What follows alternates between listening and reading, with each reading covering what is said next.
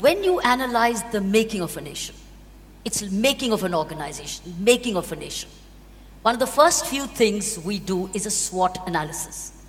We do strengths, we do weaknesses, we do opportunities, and we do threats. Any making of an organization or a nation, I thought, let me put across to you, what is the SWOT analysis of making of a nation, let's say Bharat, India? What are the strengths of India? What are the weaknesses of India?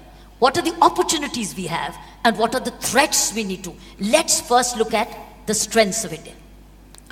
I would bring it down further to an individual. What is needed to build a successful individual? The same things are needed to build a successful nation. Right. It's not any different. Yes. If one knows how to build a successful human being of himself in every way, when I say successful, not that just you made money, not just that you get a ranking, not just that you got elected, no. A successful human being means in every way you're complete. If you make this, the same replica is for the nation in the sense, if you want to be a good human being, to start with, all your four limbs should be limbered up and nice, strong and fine. The four limbs of a nation is just this: the executive, the judiciary, the military and the civil services. All of them must be limbered up and agile. We must do some yoga with all of them. We must knead them. They've all become, if you can't fold your elbow is stuck here, your this thing stuck here, these are useless limbs. When you have pain in your limbs, you will wish you did not have those limbs, isn't it? That's what is happening right now. Absolutely. We wish we did not have them many times because they've become such a pain. So keeping them limbered up, these four limbs is very important. See, always a nation will be successful only when people's aspirations are kept alive. If people lose their aspiration, it's a finished nation, okay? There must be enormous aspiration and people should see a piece of the sky, they must see it's a possibility. It is not an empty dream. If it becomes an empty dream, they'll go to hallucinogenic drugs. They must see a piece of the sky that it's worth making the effort, always.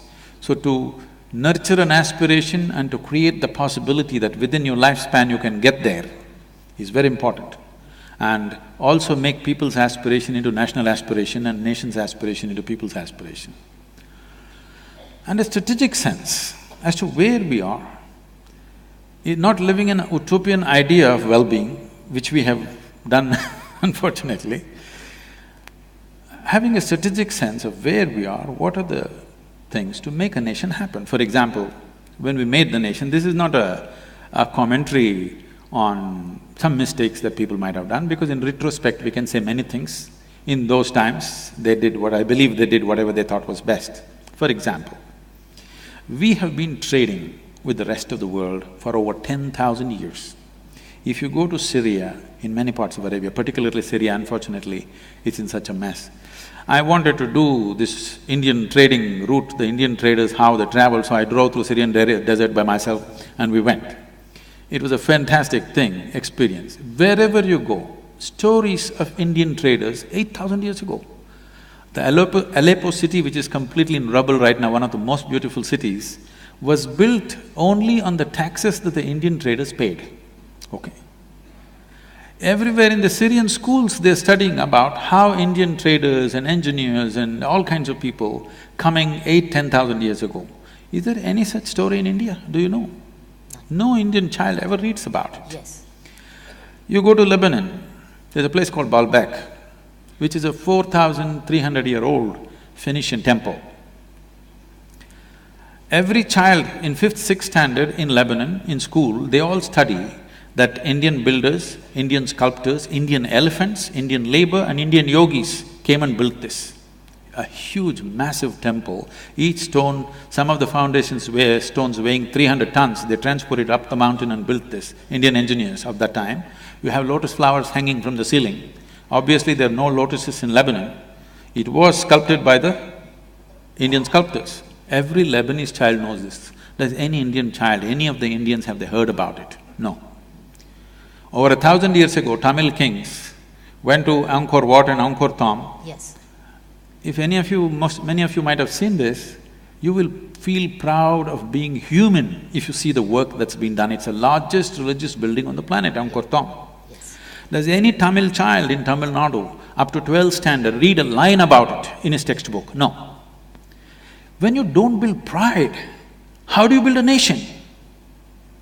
If you do not build pride, you cannot build a nation. If you're not proud of who you are, why the hell should you stay here? Right now, if the more advanced countries, Western countries, open up their visa policy, 80% of the Indians will swim across the oceans and go away. That means, if 80% of the people want to go away and you're holding them by force, it's a prison. You know about prisons. We're holding them. No, people should want to be here. Everybody wants to go away. And we're holding them. That's not the way to run a nation. So is that your main weakness from strength? Strength is healthy people, inspired people. Yes. Is your weakness is…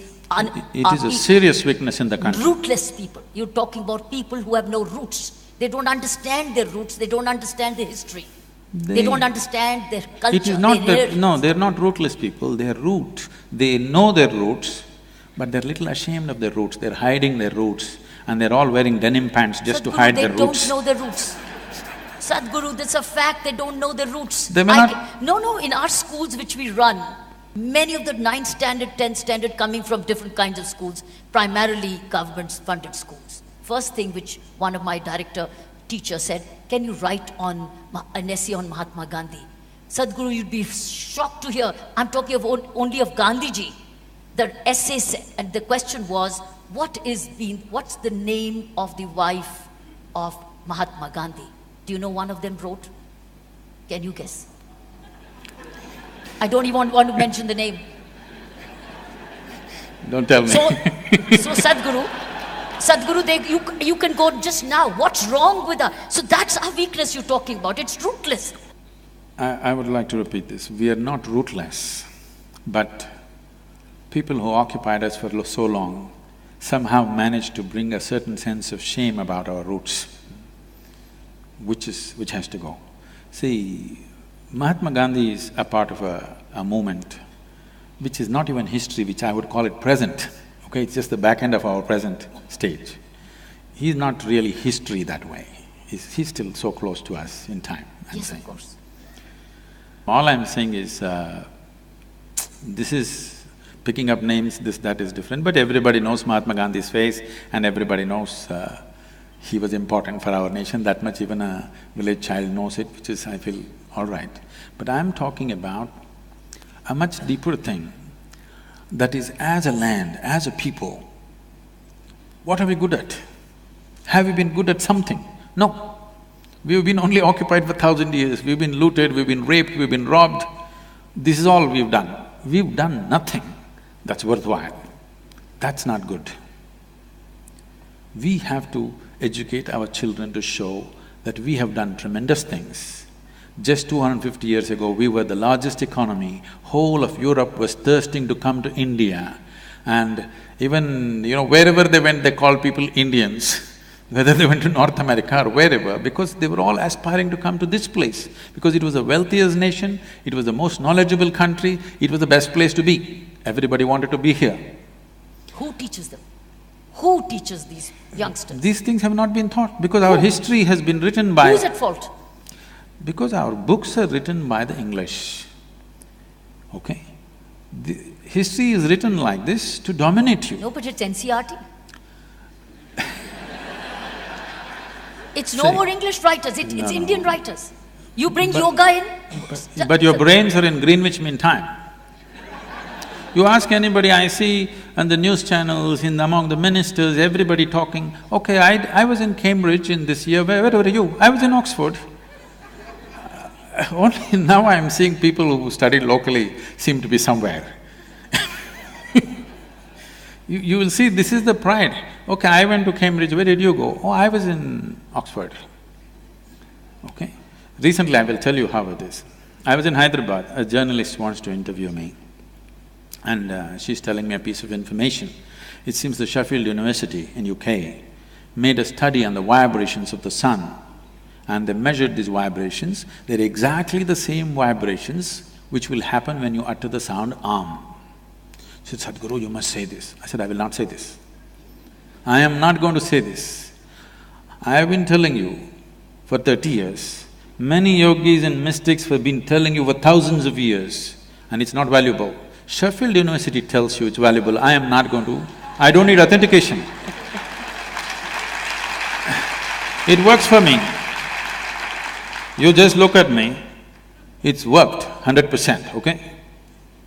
It's worked, everything that we do. And the sciences of this nation, the essential aspect of what the Sanskriti is, has worked brilliantly well for us for thousands of years, and we know it works. We don't need any authentication. But right now we have created a world, unless it's authenticated by the West. Even the yoga that you're doing here is only reborn from the American coast. People people think yoga was invented by Madonna.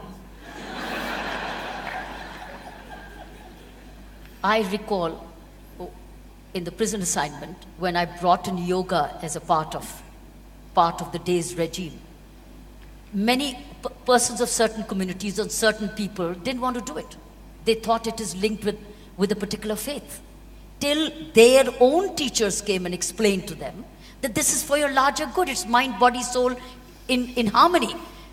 How do you dispel this? See, this is what I want to tell you. For thousands of years, we've been the biggest traders, okay, from this country. The largest exports were from India for almost many thousands of years. Nobody ever thought of exporting in such large quantities. So both with goods and gods, we've been very good, okay? We can export both, we don't have to import either. We're very good both with goods and gods. Our ability to create goods was systematically broken. Our industry was broken, our business systems were broken. It's all right. I'm not complaining, we let it happen because… we let it happen because we did not take care of one of the limbs. There was no military wing. Military wing? Yeah. When invaders came, That's you right. could not defend your people. That's right. Because you were singing music, you were meditating, you were doing things. Exactly. Yes. Nice, you were in mathematics, you were in astronomy, you were all this. And you're not united either. You're not united. There were so many, they were fighting each other. That is also there. But I'm saying essentially you didn't have the martial Yes. power Yes. to defend yourself. Correct.